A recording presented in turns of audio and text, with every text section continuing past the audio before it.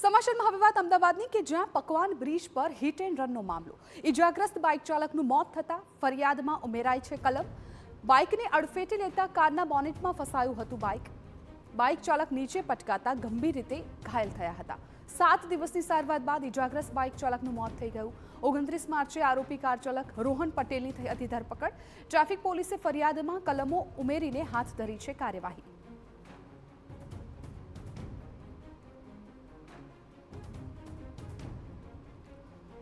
તો અકસ્માતનો જે બનાવ બન્યો હતો તેના પણ દ્રશ્યો સામે આવ્યા હતા। એ 29 માર્ચે કાર ચાલક રોહન પટેલની ધરપકડ પણ કરી લેવામાં આવી હતી। મહત્વનું છે કે ટ્રાફિક પોલીસે ફરિયાદમાં હવે કલમો ઉમેરીને વધુ તપાસ શરૂ કરી દીધી છે। આખા આ મામલાને લઈને પકવાન બ્રિજ પર હિટ એન્ડ રનનો અગાઉ બનાવ બન્યો હતો તેને લઈને આરોપી કાર ચાલકની ધરપકડ પણ કરી લેવામાં આવી હતી અને જે બાઇક ચાલક ઇજાગ્રસ્ત હતો તેનું મોત થતાં ફરિયાદમાં હવે કલમ ઉમેરવામાં આવી છે।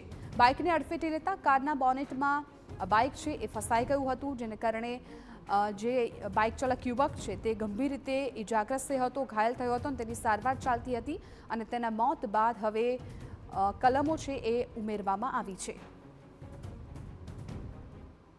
સારવાર દરમિયાન ગઈકાલે જે ભોગ બનનાર છે એમનું મરણ ગયેલ છે।